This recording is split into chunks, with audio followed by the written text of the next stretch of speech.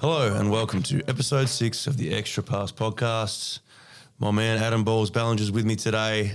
It's been a busy weekend. We're in the middle of a 6 games in 17 days stretch balls.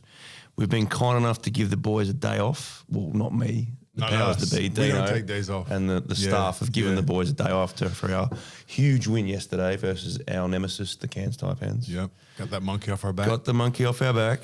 And you and I are here just to talk all things Melbourne United today. Just you and I, mate. Where do we start? I don't know. Let me say how happy I am just for me and you to talk. We don't have to have someone else come in and share the spotlight with them. I like it. That's just you and I. We can say whatever we want. Yeah, we don't have to worry about anyone else. Discuss our weight loss programs. Just how hard it is to lose weight as you get older. Once you get really old. We went down in the throwdown, which was somewhat disappointing. We haven't touched on that, but that was always going to be tough, given what's happened down the street, so to speak, or a little bit further down the street, 50 k's or wherever they are, with the change of coach. You know, they came in. McKinnon did a fantastic job of getting those guys up and about, but the bounce back, how good was that? And I think we there's some crazy stats out there about us after losing a game, and we haven't lost 2 in a row and forever. So, yeah, huge bounce back by the guys over there in your former town, Wollongong. It's impressive. I mean, coming into that Southeast game, I don't think I had it chalked up as a win. I think everybody did, but I guess you can never count out a team once they fire their coach. Every sport. Yeah, even though it's like you're let loose a little bit, like the pressure's off you. You got a relief teacher. Yeah, it's not necessarily because, their coach who got fired wasn't a good coach. It's just sometimes something different. A shakeup is all you need, and it helped them in that game. And then I think it's impressive. Like if we go down, we come back and reset, and no one gets too panicked. We stick to what is successful for us. We're not putting in new plays or changing our defense, and then to go down to Wollongong and play in that environment and get that win was fun to see. It was, and the fun part was we did it without Delhi, we did it without Shea, and young Flynn's just stepped in there and had himself a game. What was 18 points, a bunch of rebounds, a bunch of assists. Yeah, he really looked good out there, and he guarded Tyler Harvey fantastically. I think he held him under double digits. Yeah, that's really good to see. I mean, he's around the club a lot. He's in the office. He talks to everybody. He's really personable. Well, he was going to be our guest, and you almost rely on him to be in on off days. I'm talking him up, and now, what's an off day? So he's lazy. You know what? I'll bet he's here anyways at some point. But he works hard. He puts into work, and he's big, strong guy, and he's ready. Like he's ready to go because of how hard he works. And great he basketball stays in family. shape. He was born to play the game, balls, so to speak. CG man. was good, 8 3 balls. He got himself a 25 piece. Yeah, 8's pretty good. I sent him I sent him a message with about 2 minutes in the game. I'm like, great game, man. Good win. With 2 minutes to go. Yeah, I was panicking. I was almost going to hit undo send. So he found that quite comical. Jack White was instrumental too, 16 boards. He had about 30 rebounds in 2 games. Yeah. Rebounding full. And it stands out too. The boards that he's getting aren't ones that he's in the right position necessarily. Out of the pack. Yeah. He's center half, he's going after the ball. Like he's not waiting for the ball to come to him. And you can tell he takes rebounding seriously, and it's something that he wants to do, and it's a lot of pride for him. But it's cool to see. He's athletic, but that's not all. Just being he's athletic more than doesn't an get you athlete. rebounds. And I was. He was probably down on himself about a couple of his turnovers late in the game, but someone's got to inbound the ball, man. It's tough. It is tough. It's a tough position to be in, inbounding a ball, particularly now, because you're too scared to do anything like trying to get open. If you push off, they fall over. So have the rules changed a little bit on what you can do, like inbounding the ball and I watched that game. We had a few games last season where we had some issues. Every other team's had issues inbounding the ball in pressure situations, and there seems to be. It's almost like guys are scared to make a legit V-cut, hold off. Like stand your man up because they're probably worried the guy's going to go down. Yeah. And you're giving the ball away. Or it's very tough, very tough. But, the guys have got to adapt. Anyway, we bounced back for our grassroots game on Sunday. We had tons of juniors out there. I think the guys were signing autographs till about 10:30 at night. Hats off to those fellas. I saw Delhi just walk into his car. He'd signed, I think he He's probably got some sort of might be RSI now out for from another week, yeah. all the signatures that he had to do. But yeah, great bounce back yesterday. Yeah, it's cool, those games. I mean, to see all those kids in their domestic uniforms. Was it rep and domestic, or it was just domestic? I believe it's just domestic. Yeah, It's a mix. It's a mix. It's a mix. I saw Mostly a couple domestic. of Brighton Wolves kids out there. Shout out. And they're excited. You know, they play basketball. They're there Yeah. to see some of their heroes. It's a lot of work. I mean, there's just people everywhere, and it takes a lot to get it done. But especially to have a game like that. I don't know. Would you want a better game? Like we're up 25. Well, I'm not going to lie. I saw a couple of substitutions that Adam Ford made and a couple of matchups. I'm not going to name names, but once a certain person went onto a certain person on our team, I thought, there it is. And I just went and sat down and said, get out of the Opals over in the corner. They've given up. But that can go two ways. Like, I understand what Fordy was doing there. He's like, well, I'm just going to throw them out there, and if they might hit a couple of threes, there might be some sort of disrespect. They might leave them open. But yeah, they were a few men down yesterday, the Taipans, and they did their best. Yeah, but from top to bottom, you know, from the team, the office, and everything, it was a really successful day. So. It was just so good to see everybody hit the score sheet. Yeah. Coppin's got a couple. I think was that Bloggy's first NBL 3? No, he's had a few. He's had actual NBL 3-point make? Yeah, he had a couple last season. Are you sure? I guarantee it. NBL 3-point made? Yes. Okay. Well, you were on. I got you excited. Were there. He can't remember it. I can't remember. But those, like, Brett, you can talk about how, so if you're a starter, you know, all the pressure and you get in those games, and then it's the best. It doesn't happen very often where the so pressure's good. off. Like at halftime or as the game goes on, you think, well, we got this. And then for like a whole quarter, you can sit down and watch the guys who have to practice every day, don't get much shine or anything like that. Bullet chalked up in the stands. And every time they score, it really is, it's genuine. You're happy for them. Like you're cheering on the bench. It's great to see guys like Chris and IC and Delhi getting around the young fellas, because they work just as hard as everybody else. They're in it every day, and to see them get rewarded, and you know, I was real happy for those fellas. But being a gold member myself at some stage in my career was great. Now, this hectic schedule, 6 games, 17 days. You touched on your Puerto Rico experience.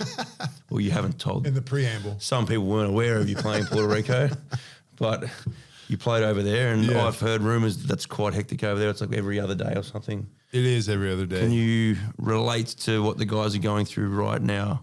I mean, there's a lot more travel here, and probably a lot Puerto more. Rico's an island. You just drive. Puerto Rico's an island. You drive to every one of them. It's really hard. I had to follow my teammates, and they were not helping Google me out. Maps back then. They weren't helping me out either. They were like trying to lose me in the game. I was like, if I lose these guys, I can't go to the game because I have no idea where I am. We're driving like crazy. Anyways, it's a game every other day, but here it's, you know, there's a lot more pressure on these games. It seems you're traveling. The travel does wear you down. So it's different. But 6 games in 17 days, like we were saying, maybe if you're listening at home, you're thinking, that sounds awesome. And it is good. You'd rather play than practice, but it does start to pile on every game kind of leads to the next one. And I guess it's dangerous too, because so much scouting now and so much film, and you might miss out on a walkthrough or something, and that little bit of detail can be super, super important. That's why guys like Jacob, David, Barlow, Reece Carter, Andy Lim, to name a few, Crosby, they're all over that stuff. So without those guys, the players would struggle. So they really need to bite into that video situation. Personally, my experience with that travel was I played on an island myself in Spain, and we would go and play in the Euro Cup. So teams all over Europe. Ours wasn't necessarily amount of games in days. It was just kilometres travelled. Yeah. I think we played one game, like it was that far on the other side of Russia. We were closer to Japan than we were like mainland Europe or something, or, you know, the rest of Europe. So that was kind of and like the time zone was 4 hours. It was just for one game. We weren't even there 24 hours. So just to play one Euro Cup game. So did you fly in the night before? Flew in the night before, got in later, woke up, played the game. Because of the time difference, it felt like 2 in the afternoon, but it was actually 8 o'clock at night. Jumped on the flight and went home straight after the game, just like that. And it was just... And those are midweek games? And this is so it was basically flying 8 hours one way and 8 hours back in the middle of the week for 40 minutes of basketball. Yeah, so that was kind of my... You know, it was more the distance, not necessarily the back-to-back-to-back, because it's too much, too far to travel. Which, respect to the Aussie, like to fly from Perth to Melbourne and play a game is not easy. No, not at all. Not in not New on Zealand, in New Zealand, Singapore. Used to be Singapore. the sling dogs, slingers, what they called. There now. Well, Brad, you had to start last year. There was a stretch, I think, similar 6 games in, I think, 18 days. And you guys actually went 6-0 across that stretch. What's that like when you're just rolling on that stretch and you're just putting in win after win, good performance after good performance? United, because the way I think we play, we're a structured team. We've got our rules in place. We have like a lot of veteran players, so that we understand what needs to be done. Yeah, and I think it's no coincidence that a lot of the fathers play a little bit better on the road because there's no kids around. Easier, there's no kids around, sleep, so they're getting more sleep. So if you're smart, you know when we're going to get up. So I think that has a little bit to do with it. The camaraderie of the group. You go and eat together. There's a bit more chat around the place. You're not just kind of in your own schedule, and I think just the club is used to having these early like January travel periods is when we're on the road a lot. But I think that has a lot to do with things is the extra amount of rest. I think for some of our senior guys, the young fellas, I don't know what they do, but we're going to get into more of the fun stuff after a quick word from our sponsor, Chemist Warehouse. Score yourself a great deal at Chemist Warehouse. Find huge savings on all your favorite brands across vitamins, sports nutrition, fragrances, hair care, plus heaps more. Shop in store, online, or click and collect at chemistwarehouse.com.au. Thanks for that plug, balls. You're welcome. I believe producer Ben has a special segment this week as there's no Fast Five given there's no guest. I do. Thanks for that, Brad. All right. From producer Ben. I worked really hard on this. It's the return of a fan favourite. Don't segment. sound too excited. I'm up and about, mate. Okay. Couldn't tell. I'm not. I'm tired. I'm pitting you against each other. Go on. It's co-host v co-host. It's the MU. quiz. Ding. It's the MU IQ What's the buzzer? test. So buzz in with your name. Okay. So I've got 5 questions here. First in, best dressed. If you get it wrong, And these are all MU questions. they are. Go on with the questions. Come on, man. let's go. Let's If you go. get it wrong, All right, what? let's Just go. get stuck in. Leave If you that get it in. wrong, the other guy gets Yeah, the other you guy gotta gets get a the chance. Yeah. Okay, question 1. Jack White had 19 rebounds on Thursday night against the Hawks, which is the Brad. second. JLA. Correct. It was going to be Wow. Well, you just think about it. Yeah, dude. I You know. know, Who got the who most? has the Yeah. most all-time for a bonus point. Go on. For a bonus point, Adam. how many rebounds did he have? No, you can have No, it. this is for you, Brad. You've I'll already go- got a point. yeah. This is for a bonus point. 21. Correct. He was on the team. He was on the team. That's probably I just unfair. take stats on the bench. I was going to say Mark Bradkey. Melbourne United. Tigers. I know that. Oh, this is just Melbourne United. yeah, it Melbourne doesn't United. count. Yeah, it wouldn't count. Okay. All right, question 2. 2 points for Brad there, so well done. Thanks, man. He's on the team. He was on the team. Got any more brain busters? Benny boy? Question 2. Our 43-point win over Cairns is the second largest in the club's history. What was our largest win and who was it against? Brad, Sydney Kings, Game 3 playoffs. Game 2 playoffs. I know this very well because I was on the other team. That is correct. Oh, you're on the other team. Yeah. Brad, Close. you were playing for the Kings. You lost by 45 points. I think I had 2 points. You were 1 for 7 and minus 42 in 19 minutes. Bronny level of. I don't think that was the worst either. It was a bad day. Yeah, sometimes you run into a buzzsaw. One team's has We their won best Game day. 3 though. You The did- other team has their I was worst at day. that game. This test is culturally biased. That's a quote from bonus point. If you know what, if Blue you know, Chips? yes. All right, Go question on. 3. This one's multiple choice. Chris made 5 3-pointers against the Hawks. How many games across his entire career has he made at least 5 threes? A, 59, B, 69, C, 79, or D, 89? Usually it's like the highest number in these balls. C, Correct. 79. 79. Oh, I wasn't gonna say Welcome B to the game, because, man. Because I wasn't going to go 89. 89 is too high. yeah, and I didn't want to do B because it's Yeah. like all fun. That you're just trying to be funny, Yeah, go on. you know. Well, in I'm those not a child. games, he's 65 and 14. So when he hits 5 threes, you're more than likely going to win. That is way more than I would have thought it would have been. Even though he's hit a ton of threes, that's a lot of games with 5 threes. It's a lot. It's a lot Good of for threes. him. All right. Good shooter. That's what they do. Yeah. Shoot. Shooter's going to shoot, man. World Come class, no doubt. on. We've got about other it. segments to get to, mate. Hands down. Question 4. Flynn Cameron scored a career high 18 on Thursday, which he then equaled on Sunday. True or false? That is more than his father, Pero Cameron, ever scored in an NBL game. I'm going to go False. true. Well, someone needs to buzz Adam, in. balls. False. False is correct. I was gonna say, gee, he played forever. He No, was on the Pero, World but Championship. Pero didn't play 5. much NBL. Sure, he did. No. How many years? I don't know how many years, but his career high was 23. But I reckon, yeah, Pero only played, because he played in Europe and stuff, man. Yeah, but And New Zealand weren't in the league when they only just kind of come in as he was finishing up, man. So they were in his later years. not that This late. is more than Not that late. Like 23, yeah, awesome. But like Pero's, ask him. His career was overseas. Played some great ball over there. Well, I got here in 2003, and I think he was. He wouldn't have been. I reckon. I I'd think he was heard here. about him then, and then. Oh, he was not Tall Blacks, man. That was his game. Yeah. But he's Well, I guess I kind of got lucky then, but I would have thought for sure he scored more than 18. no. I was skeptical because he had a lot of injuries towards him. Well, you're trying to. I got the question right. And I'm happy. You're trying to. I'm not give saying it's a bad reasons to score. why Pero, don't kill me. You didn't But get that. Pero would understand where I'm coming from. Pero and I are teammates. He'd Really? probably side with me. Oh, you're in that in Waikato. New Zealand. Yeah, Waikato Pistons. Yeah, champions. Thanks, Ben. That segment was riveting. No, it's one two, question. two, Oh, you got one two, more. two, Oh, yeah. sorry. It's 2 and 2. All right, last question. Forget the bonus points. This is for all the marbles. Kyle Bowen is about to play his 50th NBL game.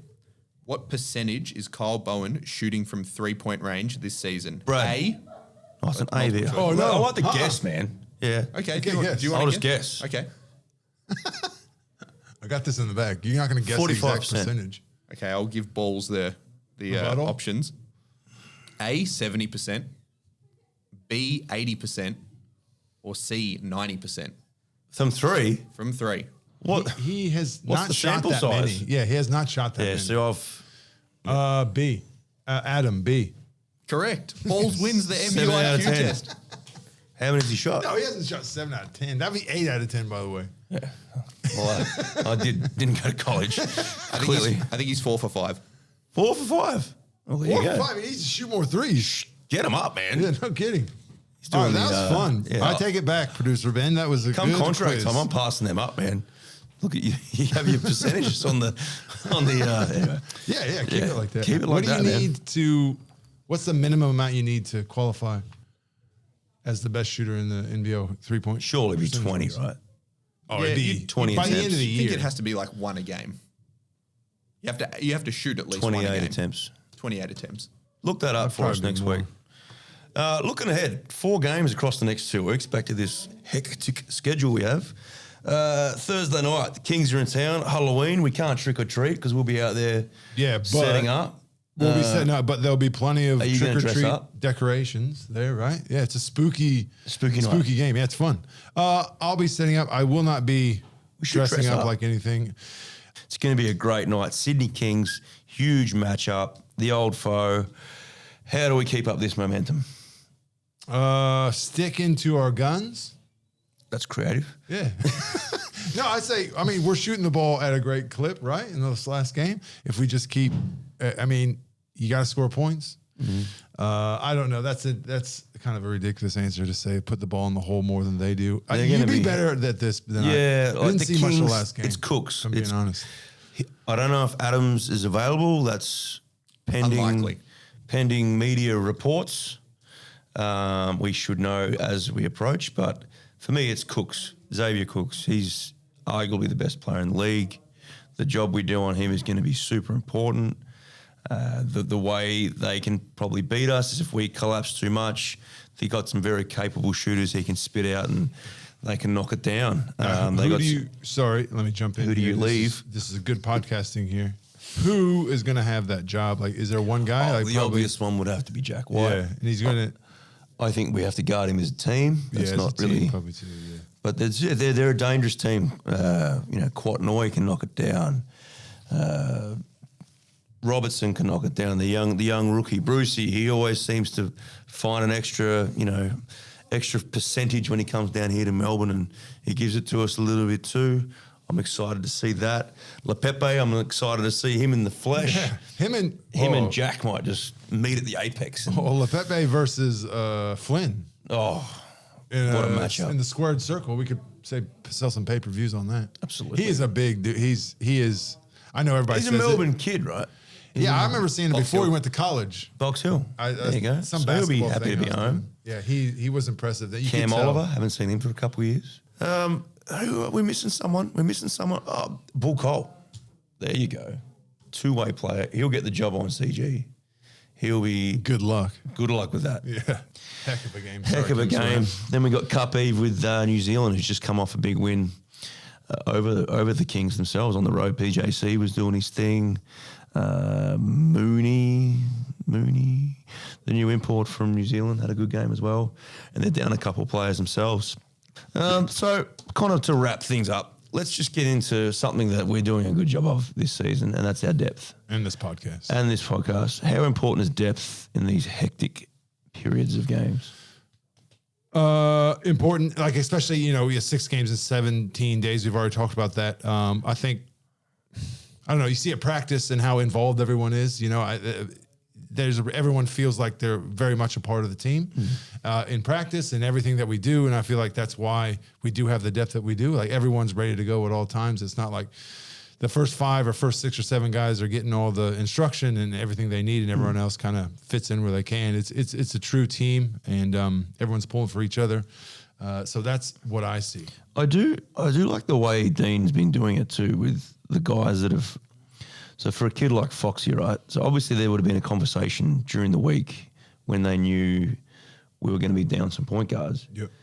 And typically it's like with a young guy like that, it's like you might get in. But I think what Dino does, you're going to get in. Yeah. And he put him in first sub. First sub, which I think is a great. Otherwise, the kid's going to sit there sweating for forever. Whereas he knows coming into the game, he's going to get in. And he got on and he did his job. Mm-hmm. Hats off. Shout out to Foxy, first career bucket as well. Yeah, he's done well. He's setting some things up around. What I loved yesterday, this was so funny. This is like some funny stuff. So I was watching Kyle at Nam Guardian. I'm mates with Kyle. So Kyle's been in the league for probably 10 years. He's been around. I played with him. Great dude. Great Heck dude. of a player. Legend. Can pass. One of the best passers. Great passer. He's prone to some highlights. He does some flashy stuff. Anyway, he was matched up on Foxy. Foxy puts his head down and goes to go past him. And Foxy got the vet call, man. Like, put his head down, just went, chucked it up, foul Kyle. And now Kyle would have been so flat to cop that against the 19-year-old kid. But, good on Foxy. He's got the respect of the umpires already, which is not easy, Ben. Can't play without him. Ben hates umpires. Ben doesn't like umpires. Thanks for tuning in for another episode of The Extra Pass. Got any more to add about, Balls? You know what? If you see us at the games, you see Brad and I at the games, say hi. If you're a listener, say hi. We like feedback. Yeah. Tell your friends. Tell your friends. Shop at Chemist Warehouse. When you're in Chemist Warehouse, tell them how much you like the podcast. We got to get some more listeners. We want to do this. Well, I'd love to do this full time. You think that's possible? I'd love to. If this is my full time gig, this I'm would laughing. be incredible. The player sponsorship might drop off. Yeah. How many listeners do you think we would need to do this full time? Cracking 500 yet? No, we're not. See, we need to up it. We need to get going. I know. Why don't we do a live? Well, we need to do it more often. What about a live game day one? Game day. We're trying everything. So instead Let's of try anything. carrying things around, we do a podcast and watch I think everybody if else. this one goes well, it might just be you and me forever. It could take we don't off. have guests, optional guests. But how many do you think we need to get to do this full time? Like realistically, That's a sponsorship question. That's not a me question. He calls himself a producer. Thinks he runs the show. I've asked him one question that he knew. Quiet. Well, that's about enough out of Ben, out of you, Balls. Thanks for today. It's been a great day. Thanks for tuning in to another episode of The Extra Pass, presented by Chemist Warehouse.